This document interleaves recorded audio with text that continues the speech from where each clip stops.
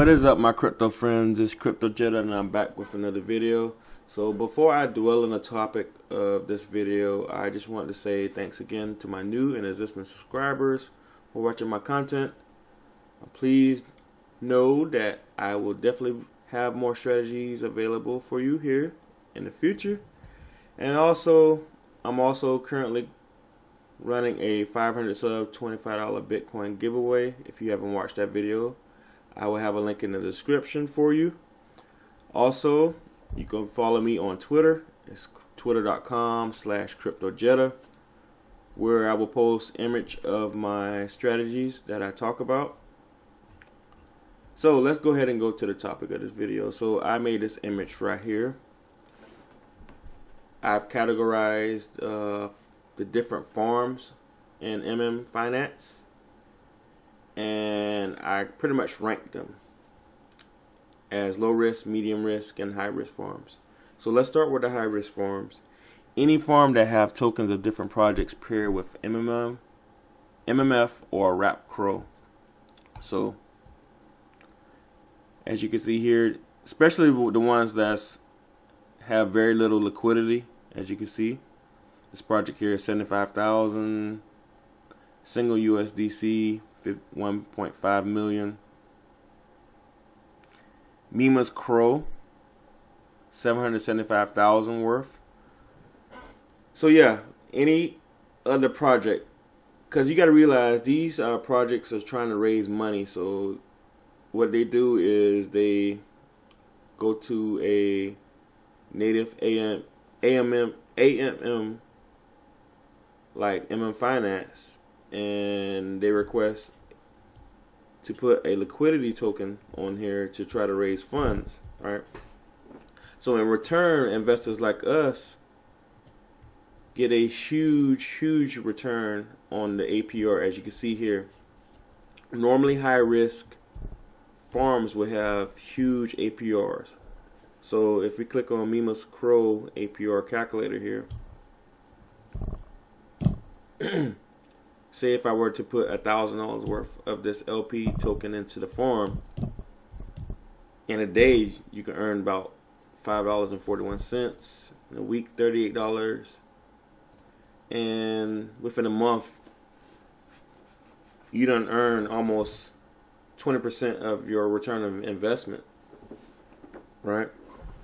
But like I said, with high risk comes with high annoyances, and the reason why I say that, because a token like CRO and a token like Mima's is highly volatile. So like I said, if we go to our chart here with let's look at CRO USDT.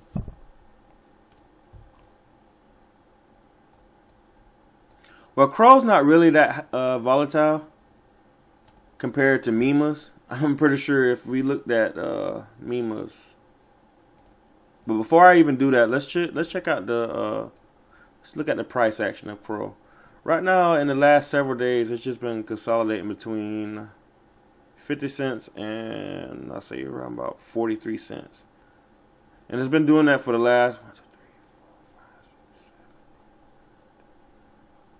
14 days. So the last 2 weeks has just been in a consolidating phase. I do expect this coin to go up, and that's why I have this arrow right here.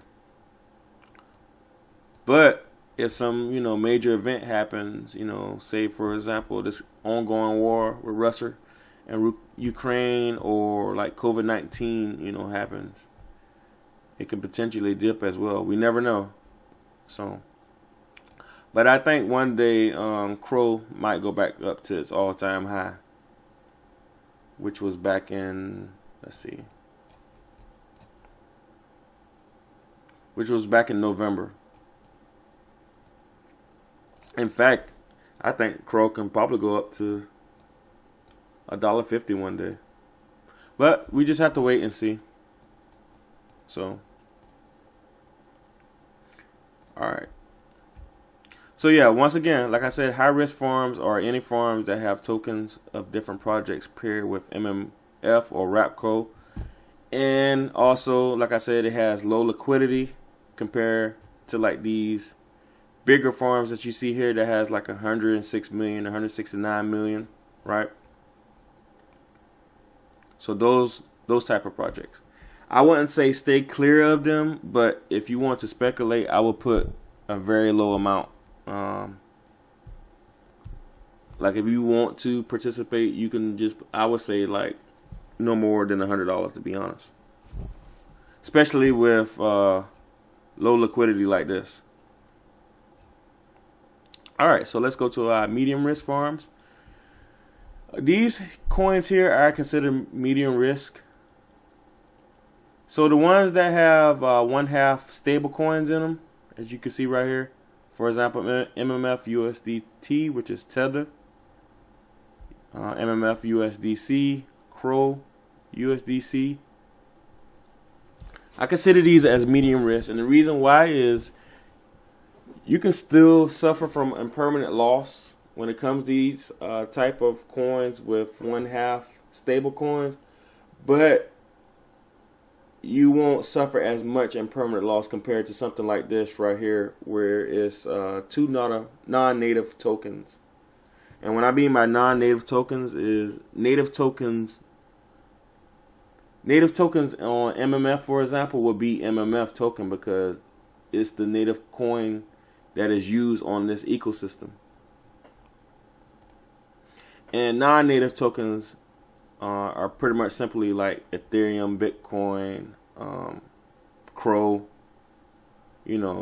Wrap Bitcoin. Now, just to note, Wrap Bitcoin is pretty much the same price as Bitcoin. Wrap Bitcoin, it just depends on the network that you're on. Say, for example, all right, let's go to Trade Exchange. Like I can take Wrap Bitcoin, exchange to Bitcoin. Well, let me use a better example. Wrap CRO.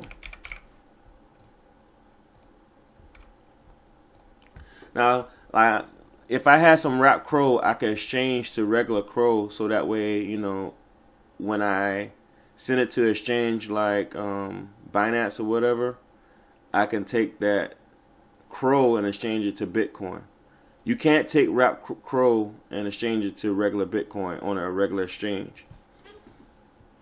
So pretty much Wrap is pretty much, I guess you could say, like you can be able to use it on different platforms that's within the CRONOS ecosystem. You know what I'm saying? So yeah, I would, like I said, the ones with 1/2 stable coins, these are medium risk. Like I said, you could suffer through some impermanent loss, but not as much as two non-native tokens, or even like a project coin like MMO, but it has a non-native token as the other half of the liquidity pair. So these are considered medium risk.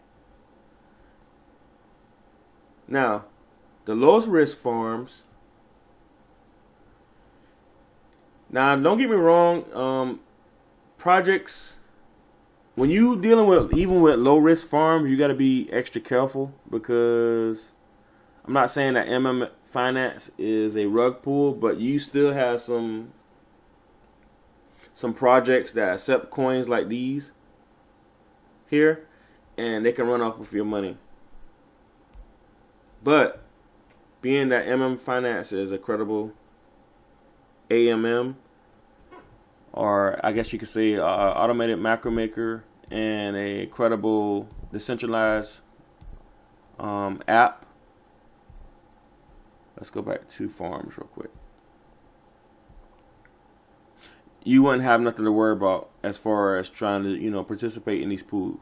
The only problem with these low risk farms, and as you can see here, these are two stable coins, so you won't go through no impermanent loss, because these are pegged to the dollar normally.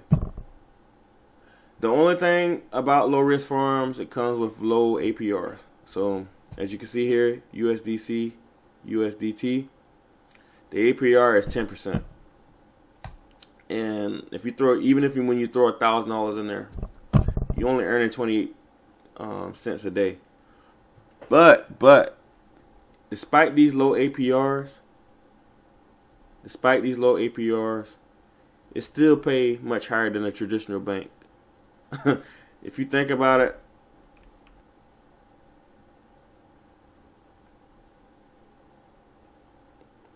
if we look at the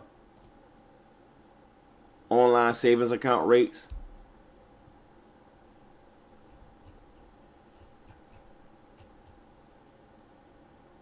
look at this. Look at these rates, y'all. 0.05%. 0.50%, man. Really. Then you got some banks like Bank of America, Chase, Wells Fargo paying these crappy yields. So even if you put these liquidity pairs, these stablecoin liquidity pairs in here, you still earn a way higher amount than a regular traditional bank. But these low risk farms, I would consider, the safe play, especially like if you're a newcomer into the DeFi space. I would definitely recommend, starting small in these type of pools here. So like I said, if you do you decide to deposit USDC Tether LP token in here, you will earn MMF, and then not only that, you can take your MMF and you can go to earn pools, and you can stake your MMF here to get big rewards here. So basically, you deposit or you stake MMF to earn more MMF.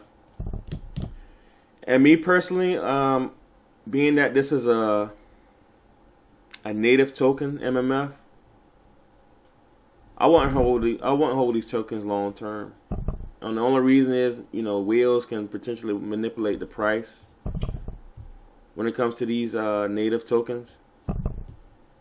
So me personally, I would just stake some, and then I will cash out. I would definitely cash out, because you never know, because you can't never predict the price of MMF.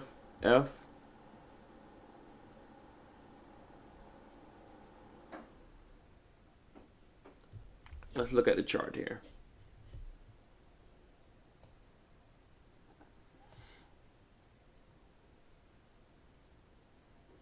I actually drew this out the last video that I made. Not the last video, but the last two videos that I made prior to this one. I thought price was going to shoot back down to $1.20, but as you can see, it shot back up. And that's what I'm saying. Like, you never can predict the price when it comes to these native tokens. Me, normally, I would try to stake into a medium risk pool, and as I showed you in a previous video a while back, how to stake a farm like this to get MMF. But now, me personally, like I said, I don't try to keep as much MMF token, even though they claim, the developers claim that these are deflationary coins, but still, you can't really trust that. I mean, yeah, they're doing different burns and stuff, I guess you could say, with different tokens, but yeah, these type of tokens I try not to hold forever. So, but anyway, I just want to show you the different risks for the MMFinance farms. If you have any questions or any feedback, please leave them in the comments, and you guys have a great day.